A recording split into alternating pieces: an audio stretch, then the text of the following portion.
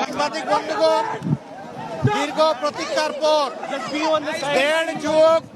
দেড় মাস দেশবাসী কোনো ভোট দিতে পারে নাই, আমিও পারি নাই।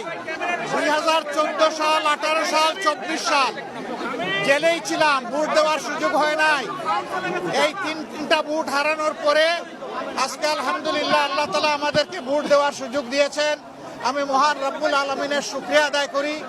আল্লাহ তাআলা এই ভোটের মাধ্যমে বাংলাদেশে একটা নতুন অধ্যায়ের সূচনা করে দিন, সেটা দোয়া করি।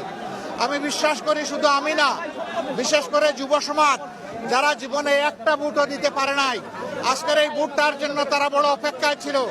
এই ভোটটা শান্তিপূর্ণ হোক, সুষ্ঠু হোক, সন্ত্রাস মুক্ত হোক, দখল মুক্ত হোক এবং সবার কাছে গ্রহণযোগ্য হোক, এটা আমরা দোয়া করি।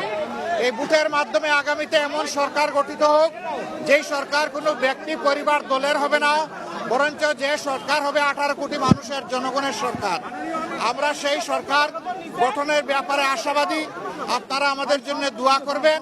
আজকে এই ভোট দিয়ে আমরা এখান থেকে শুরু করলাম, পরবর্তী পর্যায়ে অন্যান্য কেন্দ্রেও যাব, একটু দেখব।